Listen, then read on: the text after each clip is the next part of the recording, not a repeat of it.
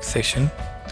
In this session, we will continue our previous topic in which we have seen various types of semiconductors. So in that we have seen semiconductors are divided into two types. One is the intrinsic semiconductor, another one is extrinsic semiconductor. So out of that we have seen intrinsic semiconductor was the pure semiconductor and the extrinsic semiconductor is the impure form. We add pentavalent or trivalent impurity to get p-type and n-type semiconductor. Now we have p-type and n-type semiconductors separately. What is our next task? Our next task is to combine them and see how a p-n junction diode is created. Diode is an active element which is very important and basic element we use in day-to-day life. Diodes are used in the mobile chargers and various other electronic gadgets where we need to transfer the alternating current to direct current. Why do we require such things? We require this because say what household current we get from the electricity board is AC current, but our mobile phone it doesn't work on the AC current, it requires DC current. So what can we do in that case? We have to convert the AC current by some means to the DC current. For that we use diode, and the property of semiconductors are very much essential for doing this task. So let us begin. In last session we closed our discussion on the energy bands of n-type and p-type semiconductor. If we see here, what do we have? We have energy band diagram for, say this is diagram A for n-type semiconductor. And what is property in n-type? In n-type, n for negative. We have to remember that there are more number of electrons in n-type semiconductor. So there are majority of electrons. All these black dots are representing the electrons, but there may be very few number of holes. Say only one hole is represented here with this blank space. So there may be one or two holes and majority of electrons. In which type? N-type. So in N-type valence band there are so many electrons. Similarly for P-type, P-type stands for positive. Holes are the positive. So holes are majority carriers in the P-type material, and electrons, the filled black circles, are the minority carriers. So if these electrons jump for the conduction, we say that they are moving to the conduction band. So when we are using N-type semiconductor, they have the donor ions. So if we use phosphorus or something we have seen in previous session, they are the donors. They donate extra electrons for the conduction. So we get additional energy level of donating electrons. Similarly for pentavalent, we don't get a donor, we get an acceptor. We add trivalent impurity. So if temperature is increased, we may get one or two electrons available for the conduction, but remaining all lie in the valence band, and they also starve for the electrons because there are so many vacant places where they require the electrons. So let us see same thing in animation. So let us discuss first the N-type semiconductor, which is nothing but extrinsic. How we get N-type? By adding say pentavalent impurity. So we have many electrons, majority of electrons in the valence band, and there may be one hole, minority carrier. So we will see what happens when we apply some energy to the extrinsic semiconductor, what will happen? You increase the energy, these electrons will get sufficient energy to jump to the conduction band.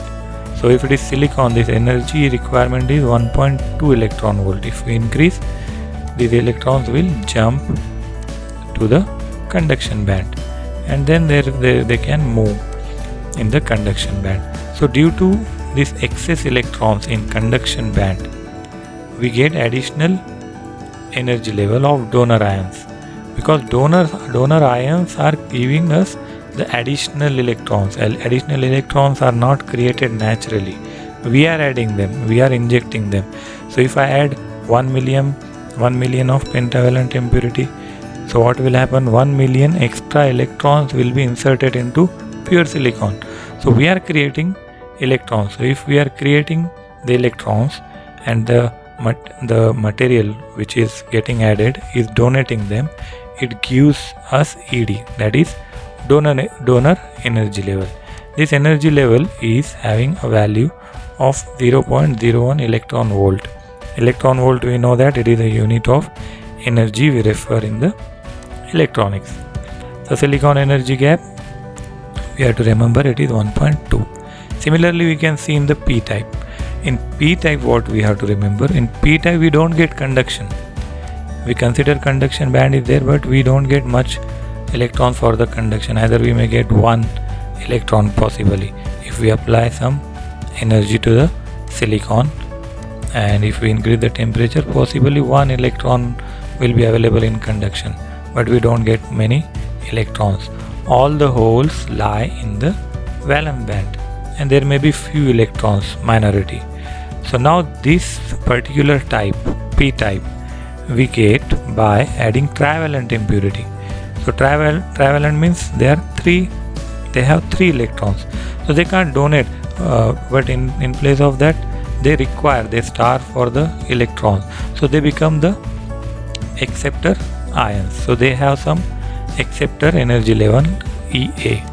So that EA value is also around 0.01 electron volt to 0.05 electron volt.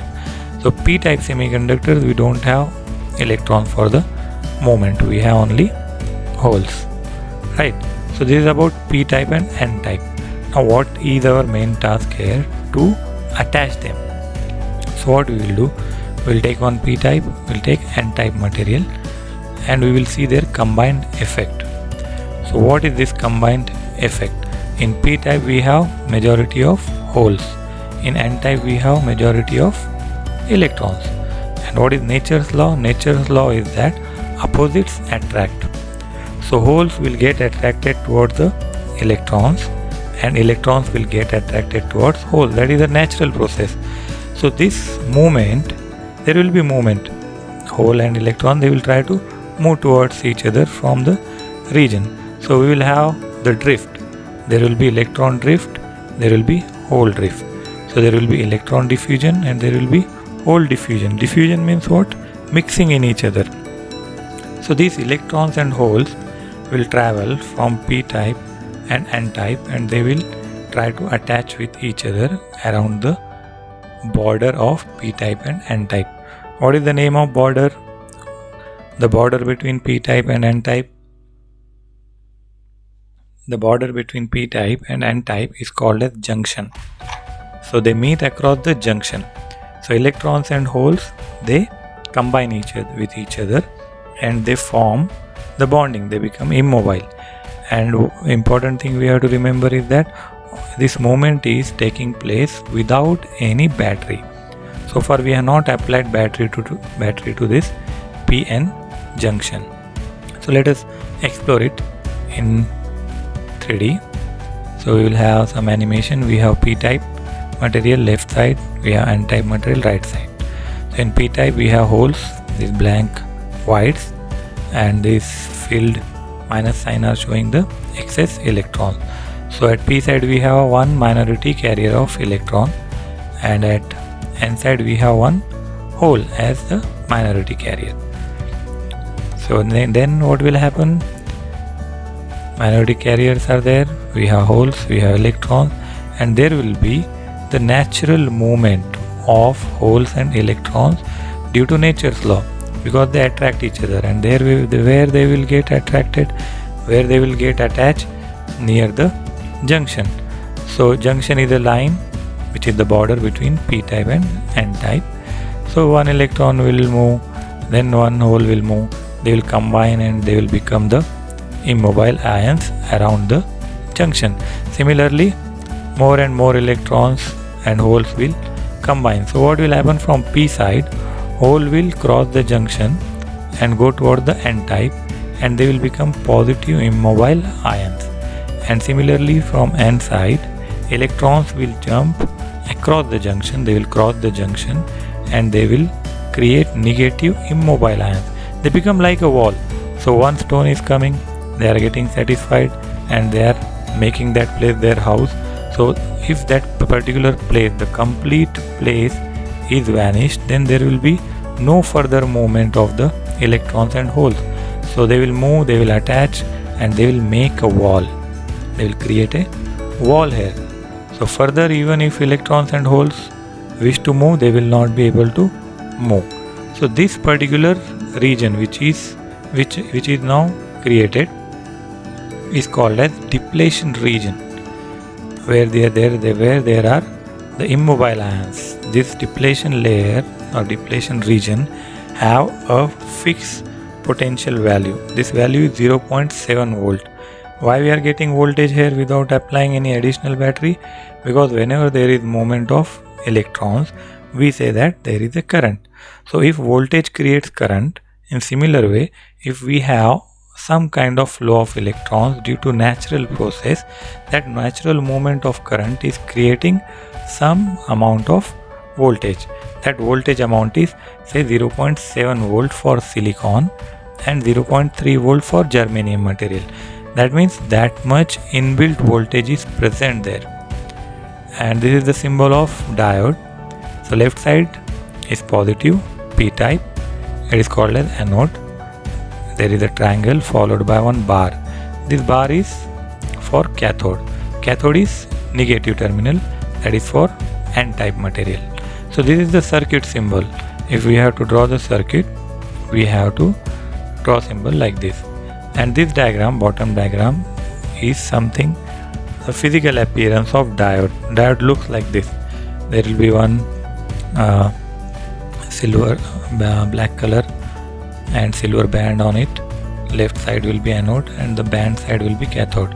In next session we are going to see the diodes practically and its simulation practical also we will see. So by that time you have to remember this symbol and the structure, right? So we have the structure, symbol and how it appears, right? So this is without applying any additional voltage. So this thing you have to remember. So what we have p-type, we have n-type. There is a depletion region, it has a width, and you can see the wires connected to this p-n junction structure are open. That means we have not connected any supply voltage so far. So if we have to identify the direction of electric field always flows from positive to negative.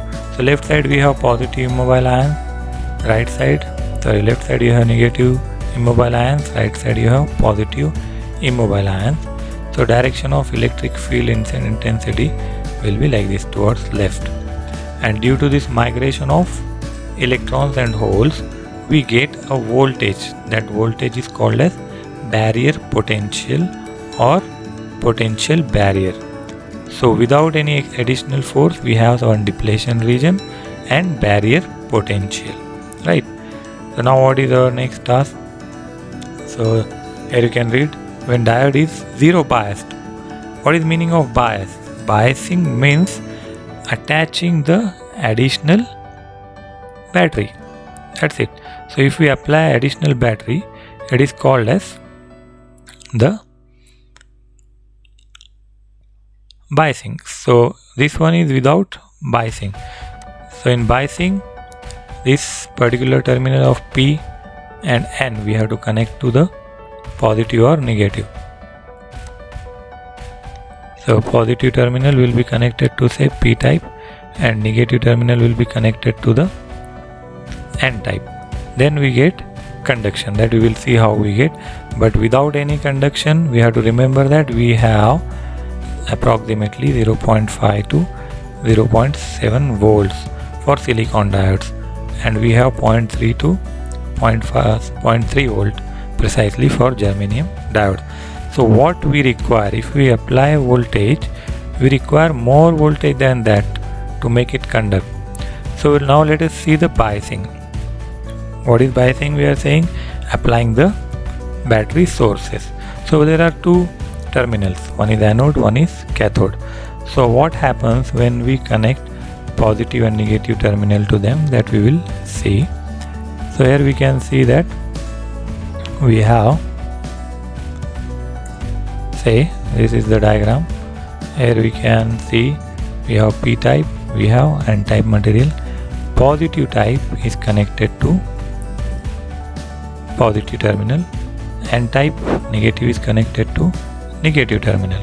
Now very basic and very simple operation takes place. P type material having positive holes. So what they will do, they will try to go toward the negative terminal, but negative terminal is here. So what they have to do, they have to reach this negative terminal via this particular path. They have to cross this depletion region, but this depletion region is having already some value of 0.7 volt. And what these electrons of N side they want to do, naturally they will try to go toward the positive. So to reach to this positive terminal, they have to cross this junction, they have to go to P type side, and then they can flow across the wires to the positive terminal. So how it will happen, let us have animation, we will see. Now in animation we can see we have already P type and N type material. Left side yellow is say P type, right side we have N type. These blank whites are the holes, these reds are the electrons. So without any external voltage, we had one barrier voltage. So if we consider silicon, say this wall is 0.7, and now I am applying the battery. Battery is connected positive terminal to P type and negative terminal to N type. The bigger line at battery indicate the positive, the smaller line at battery indicates the negative. Now P is connected to P, N is connected to N. Then what we are calling this condition, we are calling it as forward bias, and it is on condition. How and why it becomes on, let us see. So if I have to make this diode on, I have to make it on means I have to generate current. When current will flow across this particular device, then only I can say that this is on. So when current will flow, when this barrier means what? Something who stops, this barrier voltage disappears. So if this wall is having energy of 0.7 volt, then we have to apply more energy than that to break it. If I apply 0.2 voltage source, then what will happen? This 0.2 volt will give some movement of electrons and holes, but they will not be able to break this. They want to cross the junction and move to another area. So what I have to do, I have to increase the voltage beyond 0.7 volt. So if I give it more than 0.7 volt, say 0.8 volt, so it will have more energy than this potential barrier. So it will break the potential barrier and the electrons and hole will flow from the diode, and we say that diode is on. On means forward bias, on means logic 1, right?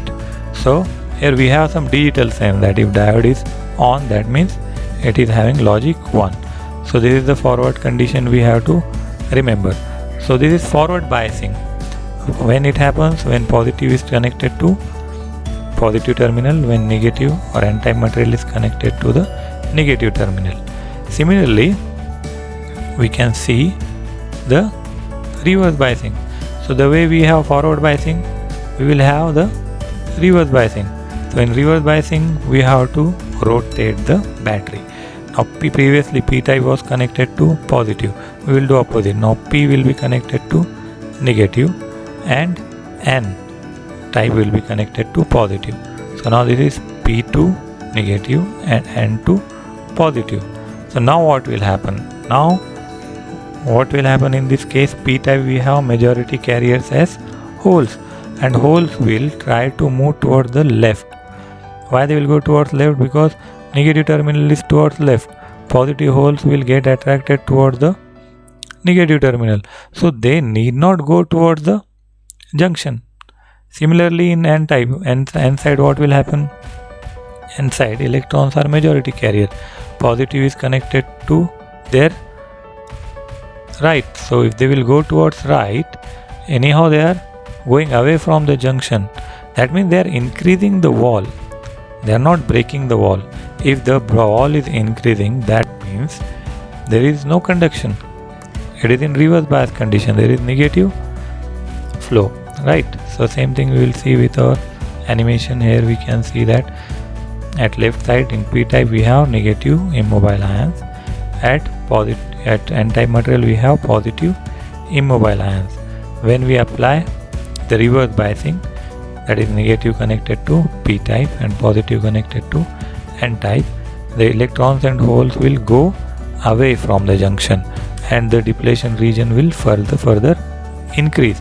So here if you see, you can imagine it as a capacitor, virtual capacitor. So from junction if you see, the electrons and holes are going away and they will concentrate on some corner of the material. So all holes towards left, all electrons at the right. So how this structure will appear? At one side there are positive charges on one plate and another side there are negative charges on another plate, and in between there is depletion region. So depletion region can be considered as the dielectric. There is no conduction between them. So there is a dielectric or insulator between two plates, two opposite charge plates. So it resembles to capacitor. So it gives us some kind of virtual capacitance concept also. So we have seen diode biasing in forward bias. We have also seen diode biasing in reverse bias. Now we will see the characteristics of the diode in forward bias and reverse bias. Now we just concentrate on this first quadrant. So we have a graph between current and voltage. Always we take current on the vertical line and voltage on the horizontal line. So first we will see the forward positive voltage. What happens? Now I am increasing the voltage on this horizontal line. So we will make say 0.1, 0.2, 0.3. Like this we will increase the voltage. But will we get the current? Current will be around 0 only on this line. When we will get the conduction? If we increase this voltage beyond the barrier potential. For germanium this value is 0.3. For silicon this value is 0.7. So if it is silicon material, so I have to increase this voltage beyond the 0.7. So this point is called as the knee. So at knee, what happens? Current start increasing. When current start increasing, we say that diode is on. On means it is a forward bias condition. So we have forward current, forward voltage and forward biasing. This is about the on condition. So what happens in the reverse condition? Reverse condition, we increase voltage in negative direction. As we increase the voltage up to some maximum value, then also current does not change. It stays around this zero line only.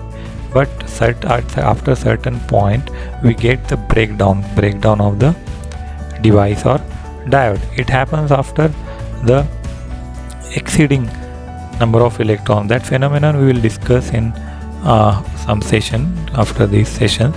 But what we have to remember here, in reverse or this third quadrant, reverse biasing, diode will be in off condition, right? And if we keep on increasing negative voltage beyond the capacity of diode, it will break down, it will damage. Sometimes we see that our IC or some particular diode or transistor, they get damaged, they get burnt. It happens due to the excess number of current. If the number of electrons are increased beyond the handling capacity of the device, then what happens? Then it gets damaged. So in diode characteristic we have two characteristics. One is forward characteristics and reverse characteristic. Here we can see we have structure of PN junction. This is the symbol. Conventional direction flow of current is always from positive to negative, but the actual direction of current is from negative to positive, because electrons are negatively charged particles. They try to move toward the positive terminal, but to follow the nature's law we use conventional current flow for mathematical purposes, right? So I hope the concept of diode is clear. In next session we will see the practical diodes and the simulation based softwares we will try to explore given by the IITs. So till then, let's have a good day and try to revise the thing. And today's assignment is that you have to draw the forward bias, reverse bias given in this particular video along with all the notes and upload in the given form. Have a good day.